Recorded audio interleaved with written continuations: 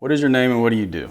My name is Ashley Summers. I'm an LPN, and I work at an OBGYN office in Bucyrus. Okay, and what do you do doing that? So it's maternal care, so pregnant women, and female care. So we see pregnant women. So we see good and bad stuff, I guess you could say. We see happy moments, and there are some sad moments there too. But it's been a great experience. I've only been there for a year. Altogether, I've been an LPN for 10 years. Awesome. So where are you from originally, Ashley? I'm originally from Marion, born and raised here. I've lived here my whole life. Born and raised in Marion. Yes. So tell us a little bit about your family and how you were raised. So I grew up on the west end of Marion. Kind of moved a lot as a child, yeah. But always on the west end, which was a great experience as like growing up on that end of town. I feel like there was a lot of camaraderie, like with community. We ran the neighborhood as kids. Like we just were outside all day long. Great friendships were built during those times. So it was honestly, in that sense, a great childhood. So, Where at on the west side did you grow up? kind of all over, Lotterette, St. Gallen. Me and my family grew up over on Edward Street. Did you? I went to Okay. Silver Street in preschool and kindergarten. Yeah. Yeah, I went to Glenwood Elementary, went to Edison for middle school. Yeah. Tell us a little bit about your life now, your family, hobbies, stuff like that. Okay. I'm a single mom of 3 kids. Hannah is 17, Lexi is 13, and Tucker is 8. We live outside of Marion in the country. We've lived there for 7 years. I have 2 brothers. My parents are still living. They are divorced. They've been divorced since I was about 10 years old. I have a stepmom. So at my house, it's just me, my 3 kids, and our 2 dogs. So what made you choose the career path that you chose? Oh my goodness, since I was a little girl, I wanted to be a nurse. Yeah, other than a country music singer, maybe. Yeah.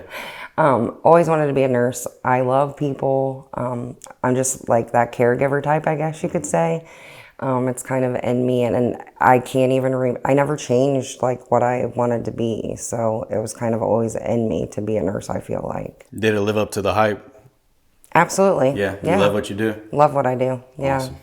What is that on your necklace? I was looking at that. It's an airplane. What is that about? I bought it about 6 months ago because I've never flown, and Never flown on a plane. I'm 37 years old, and it's time to start living. So that's my promise to myself. Within hopefully the next year, I'll be on a plane somewhere. I am definitely terrified of planes, but I've flown 4 times. Have you? It doesn't get any better. I'm not going to lie to you. Okay. It doesn't get any better if you're scared to fly. I'm gonna do it. But I'm kind of a thrill seeker. I kind of like stuff. yeah. Yeah, I mean, it's definitely an experience, especially if you get a window seat. Yeah. So I gotta do it. So go ahead and talk about some of the adversity and hardships that you've endured throughout your life. Okay, so I guess as a child growing up with my parents, there were some hardships back then. Like I said, we had great community as far as friendships and things like that, but my parents kind of struggled in the sense of like there was their addiction struggles. There were some abuse and things like that we endured as kids that, things you shouldn't really see as a child. So that was kind of rough as a kid, seeing those things. What kind of addiction are you referring to? Was it alcohol or something? There was alcohol involved when I was a younger child. And then as I got older as a teenager, there were some drug abuse there as well. Yeah. So how do you think that affected you as a child?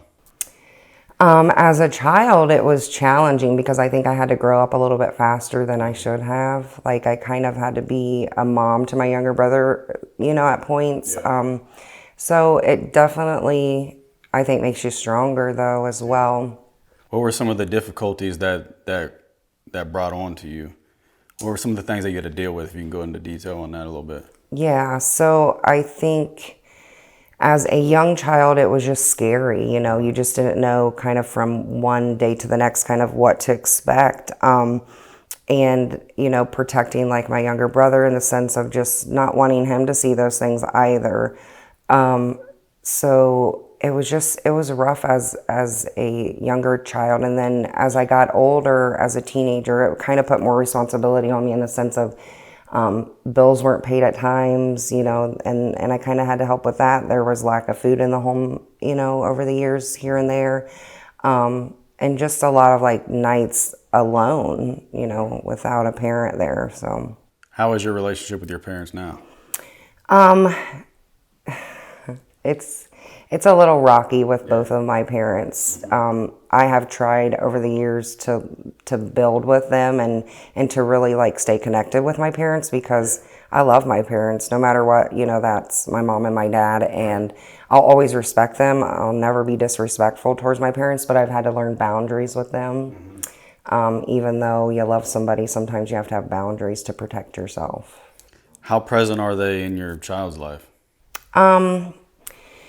They're present, but it's not like you would want a grandparent really to be. I mean, they're not super hands-on. It's not like a frequent kind of thing. I wish it was different for my kids in that sense. Yeah. Yeah.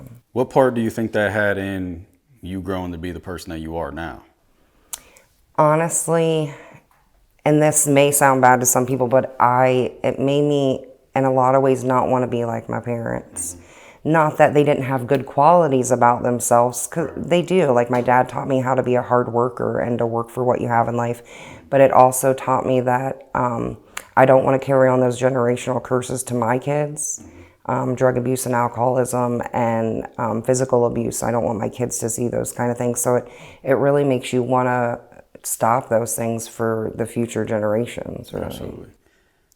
There's nothing wrong with wanting to be better or do better than your parents. Most parents Absolutely. should want their kids to be better than them. I always tell my kids, be better, do better than I have. Yeah, absolutely.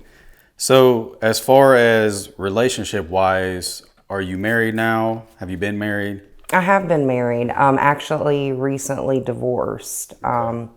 I was married for a little over 2 years. The divorce was just final in January. So just recently went through that. Okay.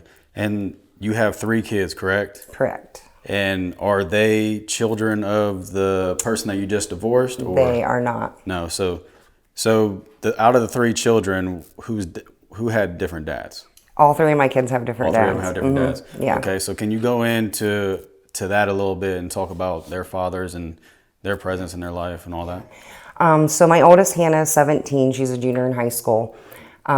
We actually lost her dad 7 years ago this past January to a drug overdose.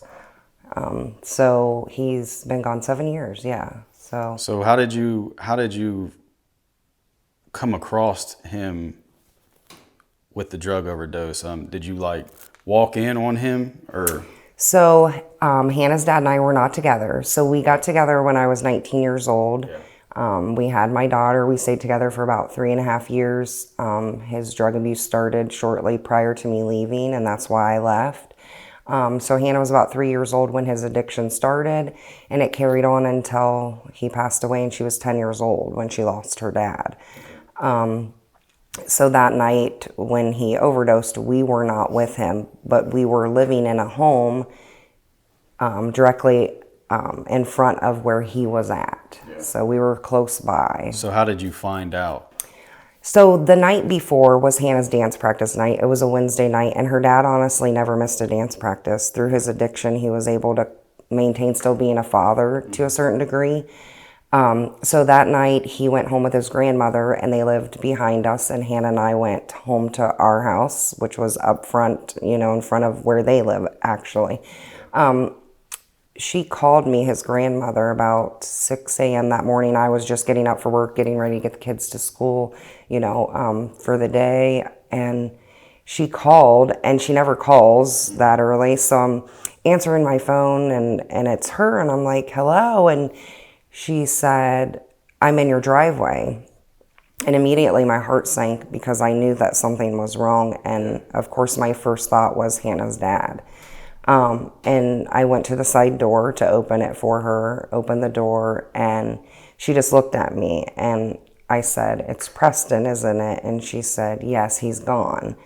And so in that moment, it was just pure shock because my daughter was asleep, and knowing that I had to wake her up to tell her this. And how old was she at this time? She was 10 years old. 10 years old. Mm-hmm. So How did she handle that news? Did you tell her right away, or did you wait to tell her what happened? I let her sleep for a little while. Yeah. His grandmother and I sat in the living room, and my father, because he had came that morning also. And I let her sleep for a little while, and she finally woke up probably an hour later, and that's when I told her. At that age, it's hard to determine in that instant like how they're handling it. She was in shock, and just pure just sadness just overcame her. I mean, it was a horrible sight to see, honestly. Yeah. So, what was the drug that he was battling with?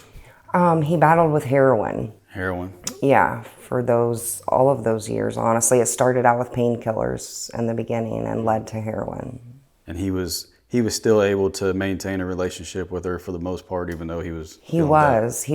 As a mom, I protected her from, I think, like the things, that she shouldn't see. And honestly, I think he did his best to do that also. She got to go fishing with her dad. She got to do a Disney trip with her dad.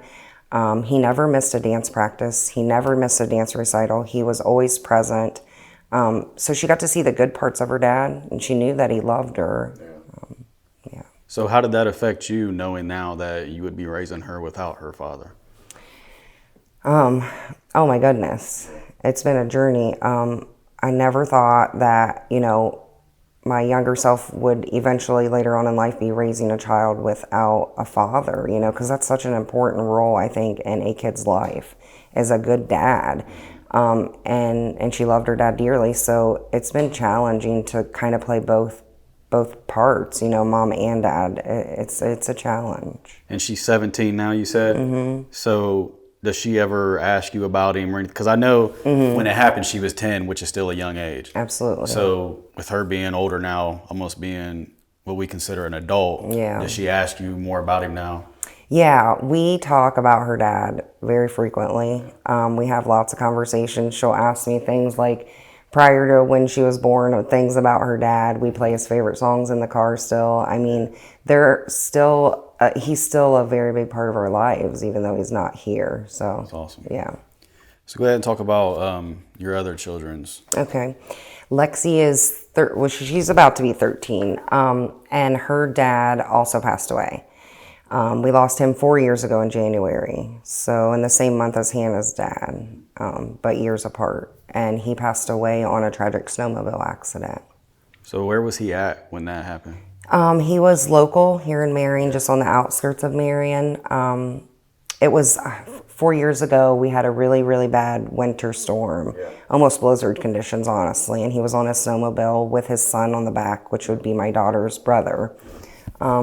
Just riding really in an area, honestly, you shouldn't have been. It was dark, and, the weather was just really bad. He was on the snowmobile traveling, and there was a cable cord that he could not see, and ran directly into that and internally decapitated him. Wow. Yeah. So how did you guys end up finding out about that? Tell us a little bit about the story with that. Yeah, so Lexi was actually at her dad's that weekend. She went to her dad's every other weekend. That's the schedule that we had since she was small also, and she spent every other weekend there, along with her brother, her stepmom, and her stepmom had a daughter also. So she was with her dad. I was home with Hannah, my oldest. So I got a phone call. It was close to around 9 p.m., and that was from Lexi's grandmother, so Eric's mom, called and said, "Hey, Eric's been in an accident. I'll call you back and update you." I just thought it was something minor. Eric was like a gearhead. He was always on something, having a good time. So I was just thinking something minor. In less than 5 minutes, his wife's sister called and said, "We need you to get to the hospital." So almost immediately grabbed Hannah. We jumped in the car. Take off. The weather's really bad, so I'm trying to drive fast, but I can't drive fast enough to get there. And I don't know what's going on. And I know the stop sign of where I was at when his mother called me back. I had stopped at Pole Lane and answered the phone, and it was Eric's mother again. And she said, "Eric's gone." And in that instant, I don't even know what I did with my phone. I don't know if I dropped. I just started screaming. Wow, Yeah. that's a crazy way to go. Yeah. So, and how old was she at this time? My Lexi was only 8. Only 8. So how did she handle that news? Very differently because my girls are different. Hannah's a lot like me. She wears her heart on her sleeve. She's an emotional person. She shares things. She's open. She cries. Lexi was very more introverted, especially at that time, more like her dad. Very like, shy and kind of keeps things to herself. So when I went to his house after I'd went to the hospital to tell her and told her, what had happened, she just looked at me and she was like, no, no, and she was in disbelief, like tremendous disbelief. Yeah. Yeah. So do Hannah and Lexi kind of ever talk about their fathers with each other and their experiences with dealing with that, because they both lost their dads to pretty tragic circumstances? Absolutely. So do they connect on a different level because they've been through kind of the same thing? Absolutely. They only know what it's like. I've never lost my dad at a young age. And yeah, they talk about their dads. They laugh, and Hannah's been a huge support for Lexi because she's older and she's been through it. And they're like best friends. Lexi adores Hannah. They have a connection that really, unless you've been through something like that, you really can't know how someone feels. So they're super close, and I know that everything happens for a reason, I believe, but I know that they're sisters on purpose. I mean, there was already a plan for that. They were meant to be together. Absolutely. So with one of your children losing a father unexpectedly, and then one of your other children also losing a father unexpectedly, how did that affect you mentally with no time to prepare? It's not like if somebody's in the hospital with a disease like cancer where it's coming, it's just a matter of time. Both of those circumstances, they happened out of nowhere. So yeah, what kind of toll did that take on you mentally? it took a huge toll on me. It really did, because I think with both of the losses of their dad, looking back, it's like you snap into this survival mode. Yeah. So you're surviving, you're getting things done, you're almost robotic sometimes, just to be able to function. And you have so much that you need to give out, not just as like a regular mom, so to say. I mean, I am a regular mom, but to be able to tend to their emotional needs on top of what I'm feeling, because both of their dads were my friends. I mean, they were both like family still. So being able to provide for them what they needed as best I could as a support system as their mom, but also like deal with my own emotions of losing their dads, and it was hard. It was like survival mode when I look back, honestly. Go ahead and tell us a little bit about your third child. That would be Tucker. He's about to be 8 years old.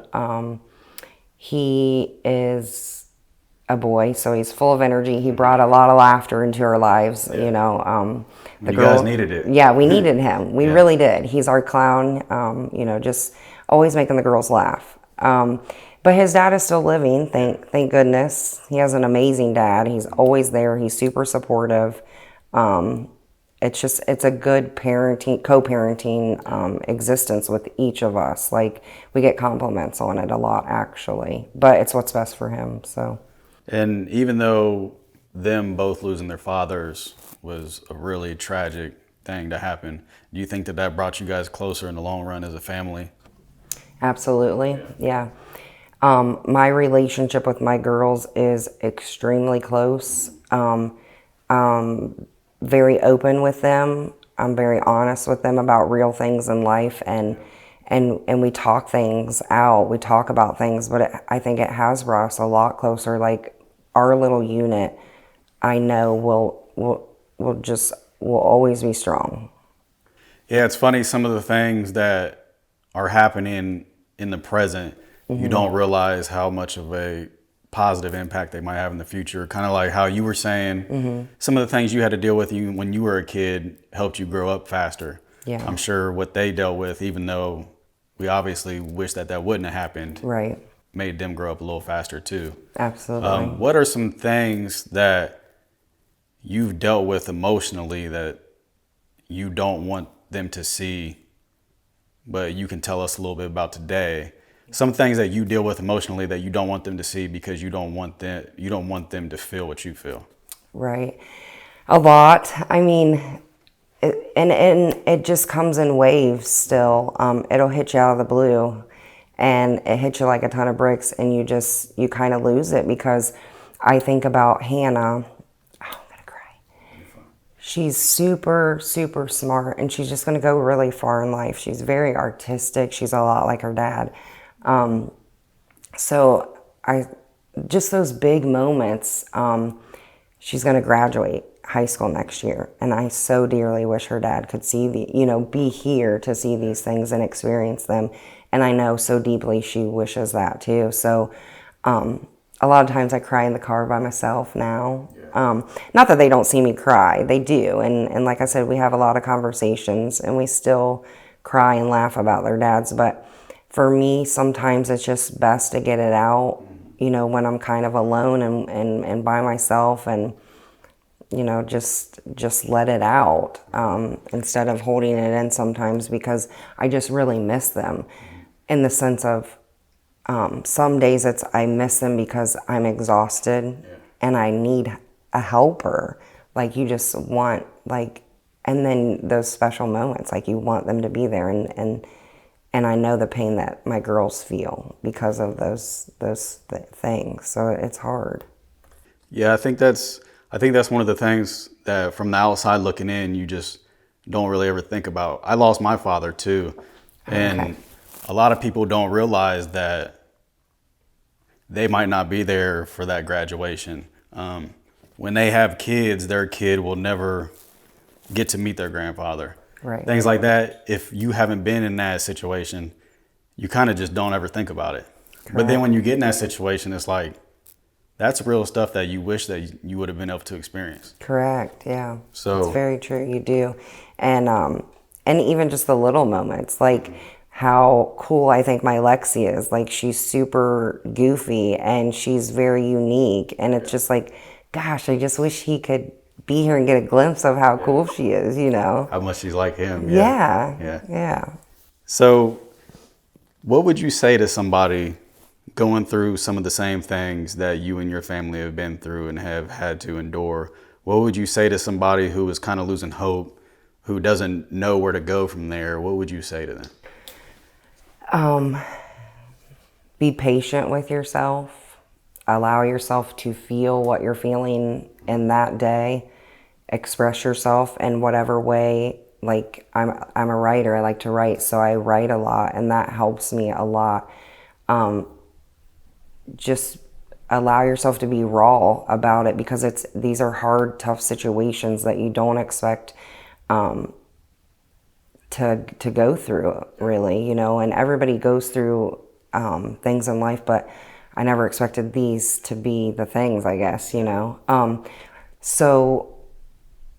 and never lose hope. I always say that I believe there's good things that come out of tragic and bad things, and I have seen evidence of that in our lives. There have been good things even after losing their dads, and my girls are smart, intelligent, very bold, loving girls, but just don't lose hope. And my faith in the Lord is what has really kept me on my feet, because there were times on the bathroom floor in the house, I'm just in a ball crying, I don't know how, I can't do this. And especially after we lost Lexi's dad, that second time, I'm just like, I cannot go through this again. I don't have the strength. Yeah. But I got through it, we managed. So what are some tips that you would give a parent raising a child who lost another parent? each kid is different on how they're going to handle something like that. Like I said, Hannah was very, like, we spent many nights on the floor crying, her and I. Lexi, hers came out in anger. She honestly hated everything for at least 6 months. And the only thing I could do was just to be there and be present. Just support them the best way you can. Keep communication open. Just do your best. And even on the days you feel like you're not doing your best, you're doing good. You feel like you're failing sometimes because it's like I don't have enough of me to go around. But it's that just one foot in front of the other. And you get there, and then you look back and you're like, gosh, we're here now. Like, we're moving forward in life. Some of the things that I ask you guys to come on here and talk about is very sensitive stuff. Right. It's hard to talk about, especially when you have cameras in front of you and you have a microphone on you. Yeah. What gave you the courage to come here today and tell everybody your story? I always say, tell your story, which is really funny because I know that it can help people. I really believe that. And I believe along my journey already, I've helped people. I wholeheartedly believe that. And that's why I'm always telling people, like, share with people, like, let them know there's hope after these things. Let them know that there's a future, even when it seems like there's not. Like, I want to tell my story. I think people can really heal and find hope in other people's, like, just testimonies of their lives. Absolutely.